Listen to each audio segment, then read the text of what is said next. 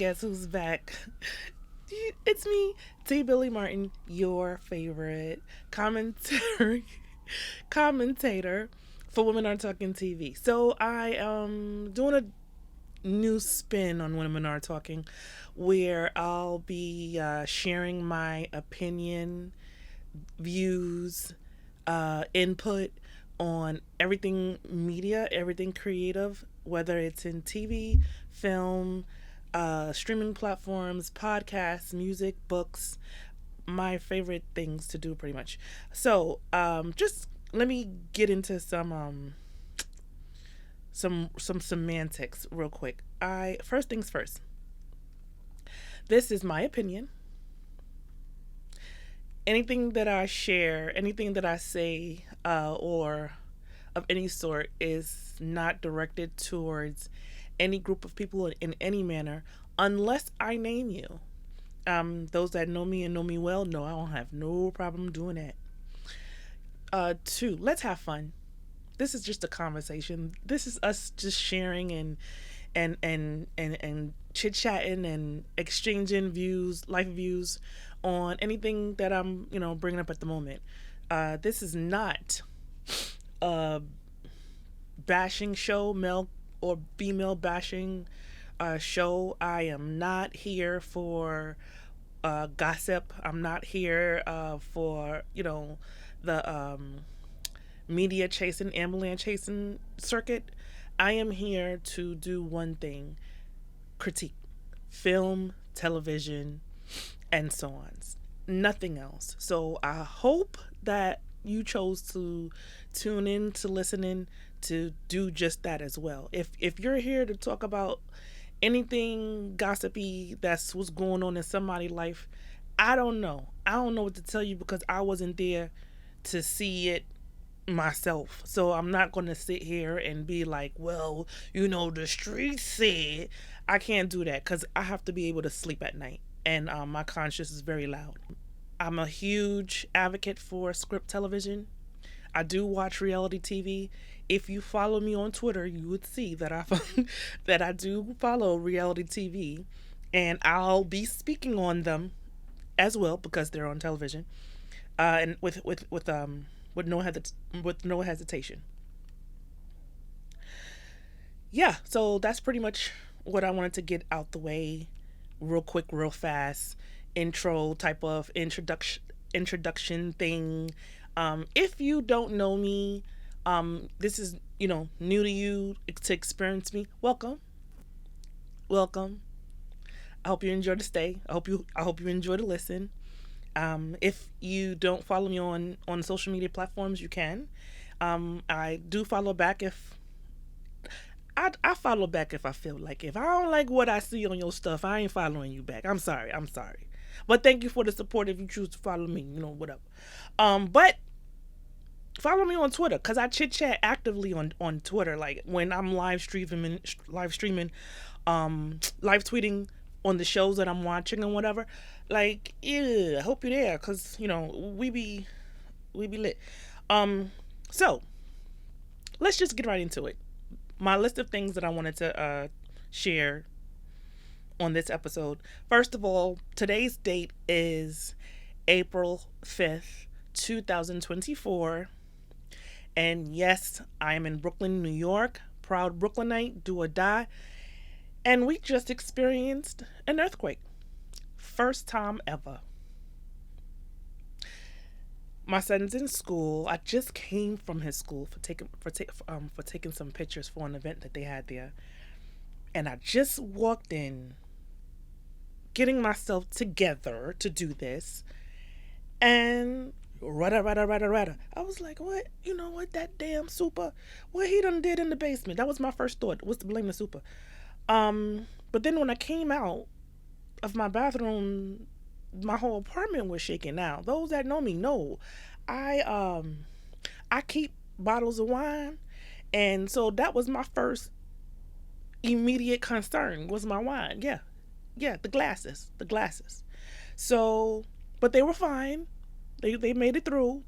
Not one broke, but there was a whole lot of shaking going on. I still can't believe it, but that's what we do. Like, I really still can't believe we had an earthquake. I've always said that New York will never survive a national a nature disaster. We wouldn't do. We can't even handle a hurricane 2, category 2. So anything else, like we're not prepared for that. We're prepared for police violence. We're prepared for civil war. We're prepared for, other stuff. But when it comes down to nature, we are nowhere prepared as you would think we are. Like we're prepared for neighborhood wars, but we're not prepared for no earth shattering experience. We're not. We are not equipped. We are on an island. We are surrounded by water, and yet we still choose to be here. But guess what? This is home. And I'm always going to defend home. Regardless how you view my home, this is still home. And there is no other place I would rather be. No other place I would rather raise my son, the future president of the United States. Get it right. It's Brooklyn, New York. It's the greatest city in all the world. Everybody want to be in Brooklyn. Go to Twitter. Everybody want to be in Brooklyn. And I'm very proud to be a Brooklynite. We just had an earthquake, y'all. We just had an earthquake. And still going on still. Nothing shut down. Everything's still...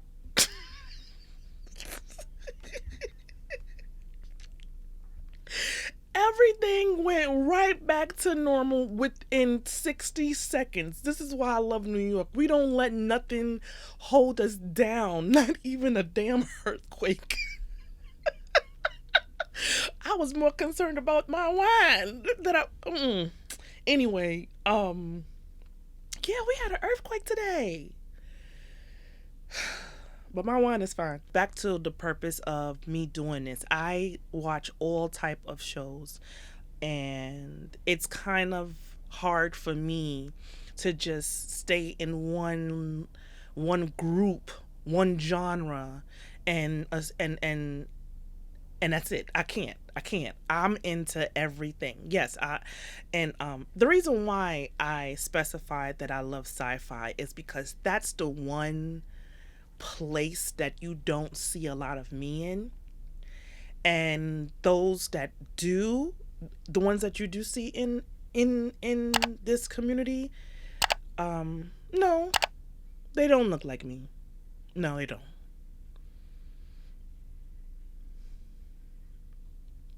I'm trying to be nice, y'all. I'm trying to keep it cute. But I don't feel like my voice is heard. I'm in a couple of Facebook discussion groups where I literally have to be somebody else to be able to have a conversation. And if I'm in there as myself, black woman from Brooklyn, it's, you don't know what you're talking about, or no, that's not correct, knowing damn well it is, and whatever. But if I'm in there, let me say a fake name for my fake name.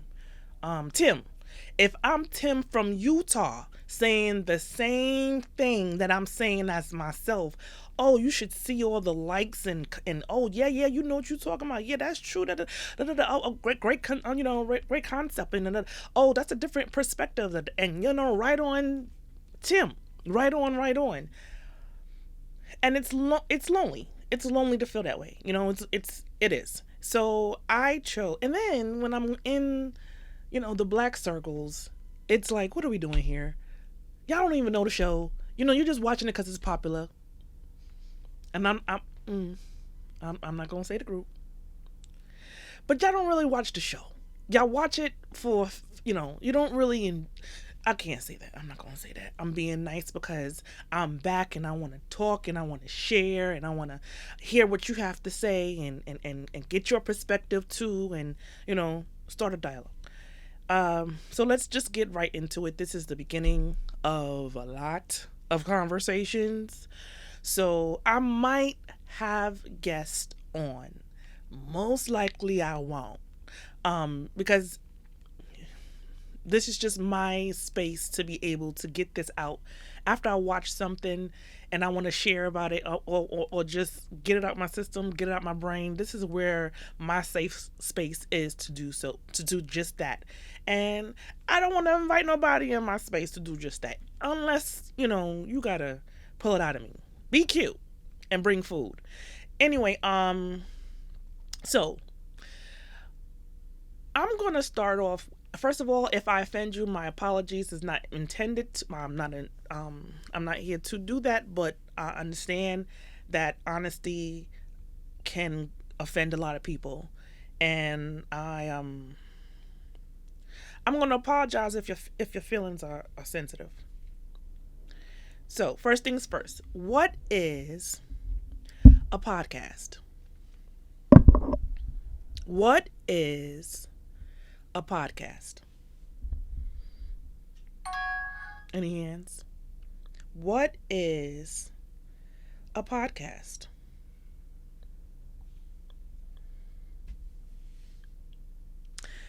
According to Google's dictionary, a podcast is a digital audio file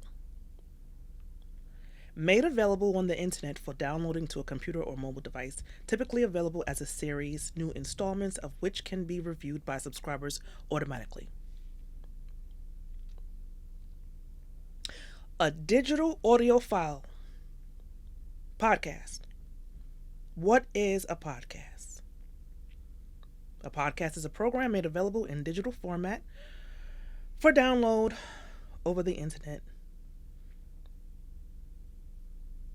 What is a podcast?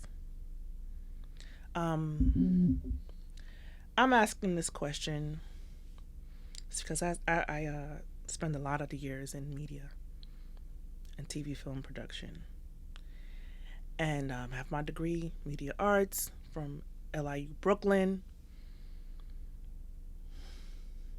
and I am so proud of how far media has have gotten. I'm so proud. I am so proud. It's being redefined in so many areas, like Netflix and Prime and Hulu and YouTube now. YouTube. It's like it's I love where it's going. I love what it's doing. It has its pros and cons, right? But what I don't like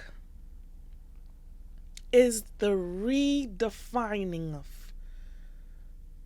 of things. It's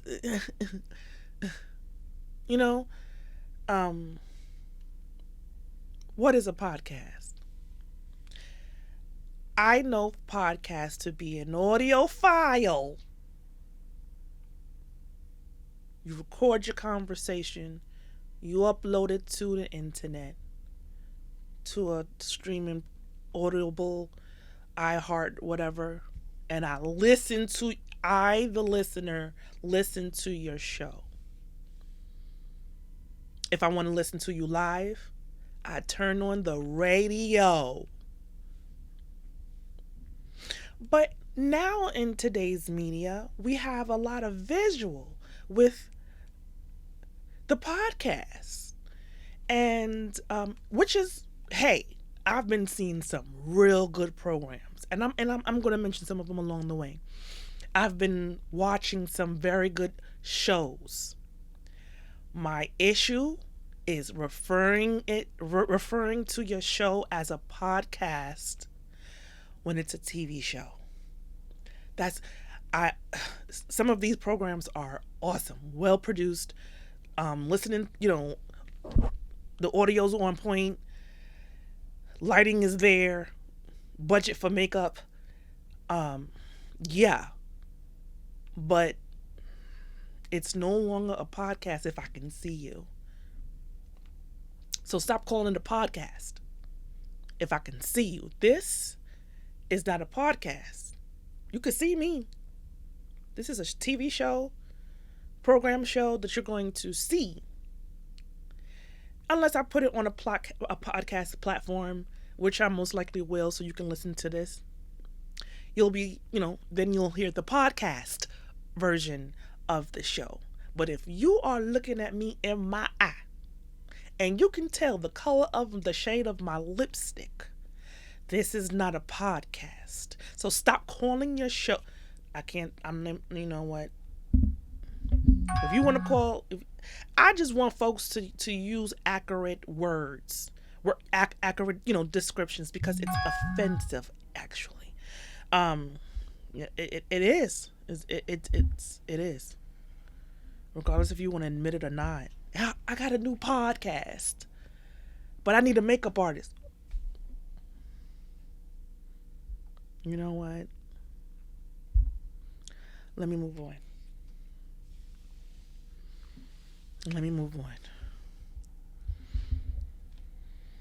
So, like I said earlier, I watch script television as much as I watch reality TV, and I put off recording about this show because I was waiting for the season to end. I was waiting for quite a few seasons to end to talk about it, and but let's get right into it. Real Housewives of Potomac, however, them people.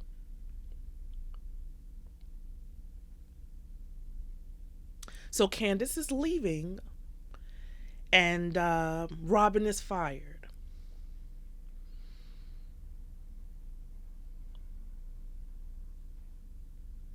That show is a lot.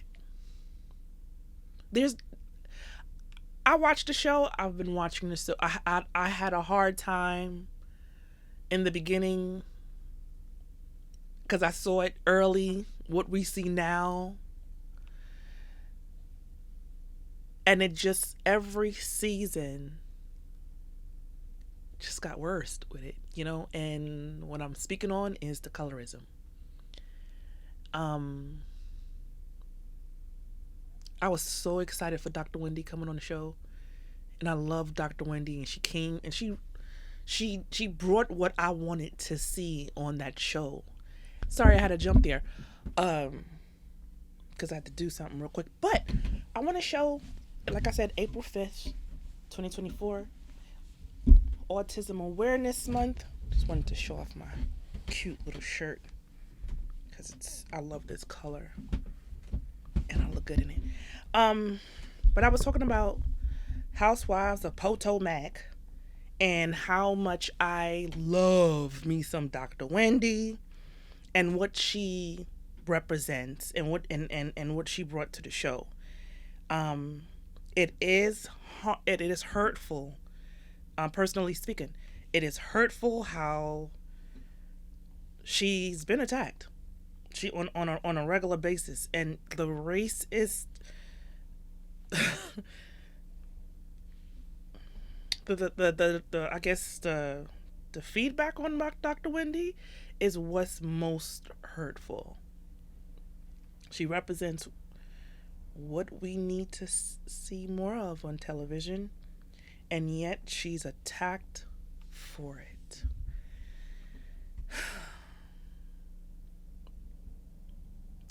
So that's all I'm going to say about Potomac, because I have, no, it's not. That's not true. That's not true. I love Dr. Wendy. I even love Candace. I do. I love a girl that can read y'all. I love Candace. I love Candace. I like Candace. I like Karen. And I'm on the fence about Mia. I don't have a pinpointed on my finger reason why as the other three that's obvious. But my issue with Mia specifically is I'm not going to sit here and join the bandwagon of praising her for bad behavior. But I love that she owns her, I love that. Unlike the other ones that I refuse to even go into. I just, what y'all call them, the GEBs. And Ashley, 6'4", head, the damage that they have caused the for black women on television is so embarrassing and disgusting. And just to think about how much chaos their words has caused people, directly or indirectly, with no accountability. It's really hard to watch.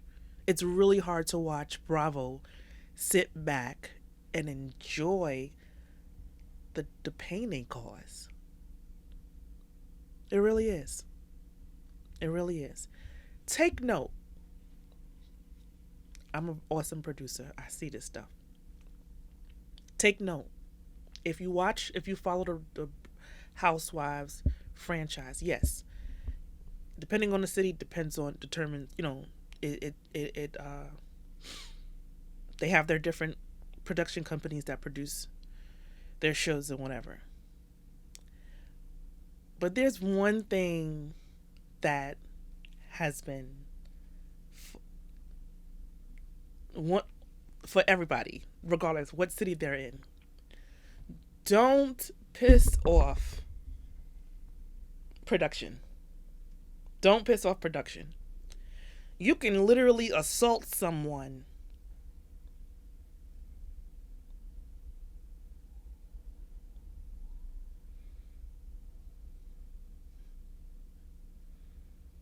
laugh in their face about it, but she apologized for it immensely. She apologized for it. Production, whatever, it happened. But if you piss off production, if you're paying attention, they're going to get their lick back. If you're paying attention. I notice with a lot of these shows, when when one of the housewives do something that affects their job directly, Bravo gets a lick back. And it always comes to the bag. It always comes to the bag. But they're going to get their lick back. Whether you see it coming or not, they're going to get a lick back. And while I'm on Potomac, why not? Just I was going to actually use Kenya Moore as an example, but she's been through enough. Since we're on Potomac, I'll use, how can I say her name? Robin Dixon. This is a prime example. She did something that wasn't pleasing to production. She hid an entire affair that her husband is having, and chose to charge to discuss it on another platform and assist in accusing another castmate's husband of sexual assault and misconduct while she had this drama going on. This is a person who every season has brought up gossip and lies and just slander on other people's families or participated in it with no shame. So here she now and every season, she's back to do it again. Bravo don't seem to have a problem with that. They never had a problem with that. But the minute she pissed them off with hiding the whole affairs, plural, and oh, well, it already happened. I was waiting for Karen to say something. When she did that, she pissed them off. She did the Lisa Rinna at BravoCon, giving the audience the middle finger. That's what she did, because she did that with this season. It was a long middle finger, but she did, even in her tagline, I don't care. If you don't know, I don't care what you think. I don't care. I don't care. I don't care. She knows she messed up. Bravo, let it be known you messed up. Andy, did let it be known she messed up. Whatever. I saw the interview and watched What Happens Live. And then she was on this season, and it was a let's make up for the mistake you made last season. What she chose to do was double down. Where Bravo is like, oh, that's how we do? That's your choice. That's your choice. So now it's time for us to make ours. Bye. Thank you for your services. That's their lick back. That was their lick back. With, hey, you the one that's going to suffer at the end of the day. You cost us. We're going to get our lick back. And that's what that was. It happened to Kenya Moore when she got married. Right? Bravo don't like when you play them the way you play your castmates. They don't like that. They're going to get their lick back. It doesn't matter if you sit there and destroying families. That costs people their livelihoods. But if you piss them off, Houston, we got a problem. But can we move on from the lickbacks? What else did I have here? Can we please pronounce this girl's name correctly? Let me spell it out, because we are just embarrassing this beautiful young lady. We are embarrassing her name. Is it Kierna? Is it Kiera? Is it Kiernan? Like, what exactly is it? Because we need to, like, I know for me, I've been calling her Kiki. Kierna. Kierna. Keiarna.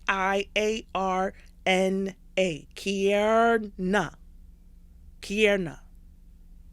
Kierna Stewart. I love me some Kierna.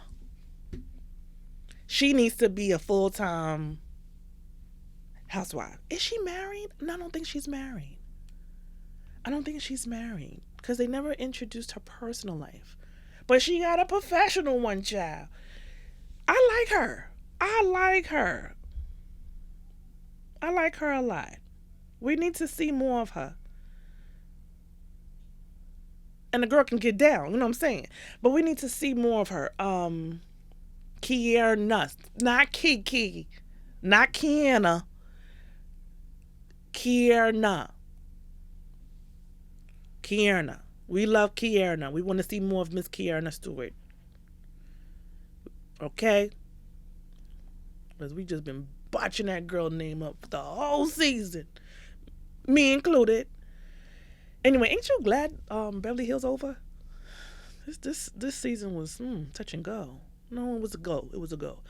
Married to Medicine too. That was the Married to Medicine reunion was better than the whole season. Better than the whole season. I just knew Phaedra was gonna come up there and be Phaedra, whatever that means. But she just I don't know. She wasn't. She was very light stepping. But you know who I miss on Married to Medicine? Contessa. I think and you know who else? Surprisingly, Mariah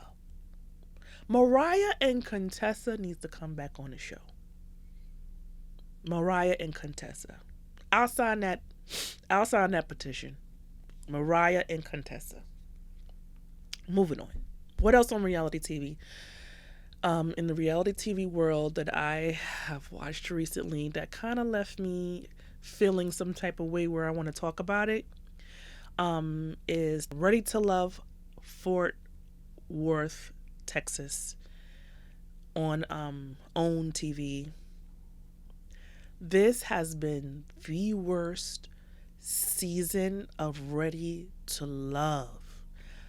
I don't know what amusement park they cast these men from, but that amusement park needs to get shut down. I think the women for this season needs a whole redo. Good or bad, we like the girls or not, whatever. All of them need a new set of men, because this season, out of the 10, 11, 12 different choices, it was one in a possible. No, it was 13 men. It was one in a possible. That's the worst spades booking. You can one in a possible. And you know who was the possible? The guy that didn't show up. The one was Justin. That was the one. But the possible was the dude who didn't even show up. That is messed up. The entire selection of men were garbage. And I was embarrassed for those women. I was embarrassed for them because they were competing for... They deserve an apology, like straight up. That is so messed up. I would be emailing Oprah a serious email like this. We need a do-over. And again, I'm on Twitter. Yup. Anyway, the next reality show on my list is my favorite reality TV show ever, period. Don't care if you got a problem with it. That's Top Chef. Top Chef is the best reality TV show for me, period. Not only because it's about food and I love food. I'm a foodie. But it incorporates everything about a TV show you want to see.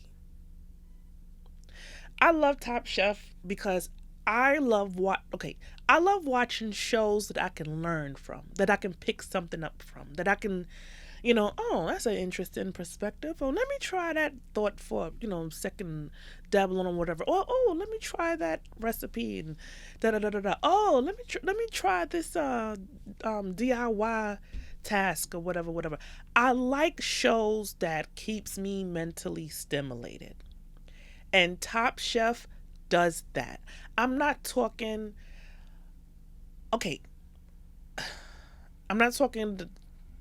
none of the Bachelor Nation stuff. I can't. I'll be trying with them. I just can't.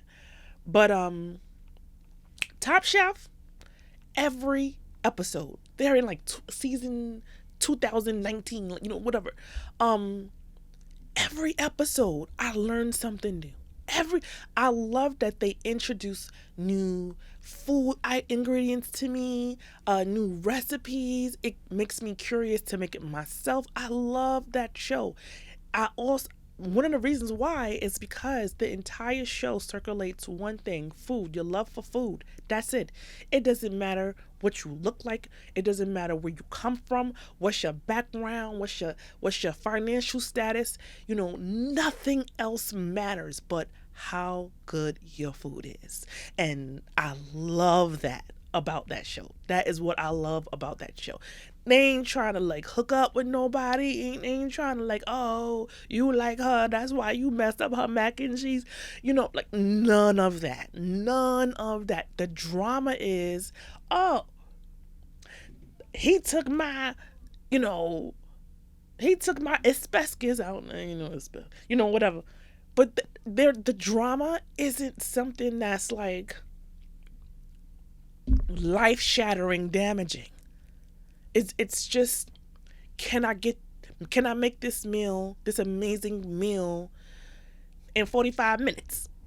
Can I, make a 5-course meal for the most influential restaurateurs on the Eastern Hemisphere in 2 hours with somebody that I don't even know, that can't understand what I'm saying. It's stuff like that makes the show so great to follow, because you don't even have to be a foodie to enjoy Top Chef. Just wanting, if you have something in your life that you just want to, you know what, let me just get up and see if I can do it. Watching, shows like Top Chef, it encourages you to do it. To get up and, let me get up and do that. It does. It does for me anyway. I love the show. It's my favorite show. It's always going to be my favorite show. I don't care how you view that. I don't have a favorite chef, because they're all my favorites. You know how skilled you gotta be to get cast for Top Chef? They don't care about what kind of car you got. They don't care. They do not care. It is you know what? Like, can I share something with you real quick? So I tried to, no, I ain't gonna share that because I'm embarrassing myself by even trying to say that I tried to cast for it, and I ain't even get picked because I don't even post pictures of food on my social media platforms. But I'm trying to get on the food show. Anyway, moving on.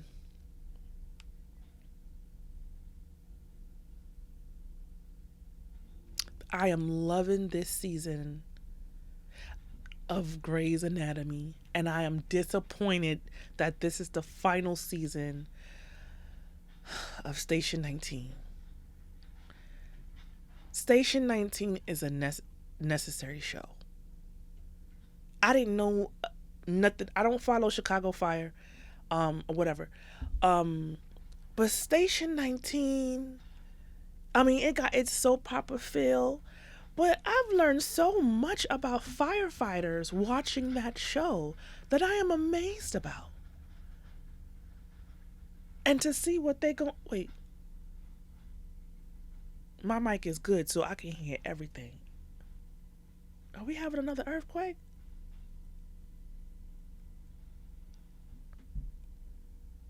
Oh, no.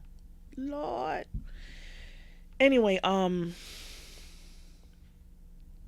yeah, we need more shows like Station 19. It has its drama, it has its love affairs, whatever. But it highlights the importance of a firefighter, and it follows all these guys, these amazing heroes' lives, and the obstacles that they live with or live through while fighting fires and saving people and doing. That show is so good, and it's final season. I was like, what's going on? What's going on, ABC? Y'all dropping the ball on this one. I'm telling you that you're dropping the ball on this one. Because Grey's Anatomy, I don't think that's ever gonna go away. That's gonna have 50 years. But that's all I have for right now. Today, there are a couple of shows I'm currently watching that I'm going to come back and speak on. One of them being the new Good Times on Netflix. I haven't watched that yet, but I will. I recently watched Shirley on Netflix with Regina King, and it was awesome. Gotta represent Brooklyn, right? It was awesome. Regina, oh, I love that woman. I just love her. She does no wrong. She's magical. She's magical. She does no wrong. You got to check out Shirley if you haven't. If you haven't, I loved what they did with Shirley. They didn't make it a tabloid. It didn't have a tabloid feel to it. Well written. Thank you. Thank you. If you watched Shirley, you get why I'm saying thank you. But if you haven't watched Shirley, go watch it. Just to see Regina King's magic. Just to see Regina King's magic. I'm telling y'all. And you know, she a Brooklynite. So I was in there for that. Yeah. Also, I didn't want to say this, but I'm going to say it. So, Shirley Chisholm was Bayesian, not Guyanese. That's all I'm going to say. So, thank you for watching the show. No shade. I'm Guyanese American. But Guyana has been claiming her.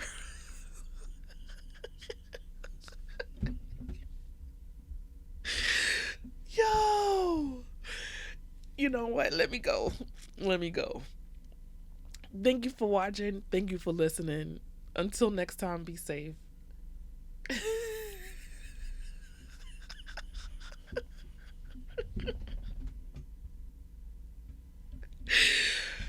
Yo, this is going to be a surprise. I recently watched The Accountant with Ben Affleck. Hold on. Yes. It's Ben Affleck. Yes. Stop. Be nice. But it was good. I enjoyed it. I was surprised. I was surprised.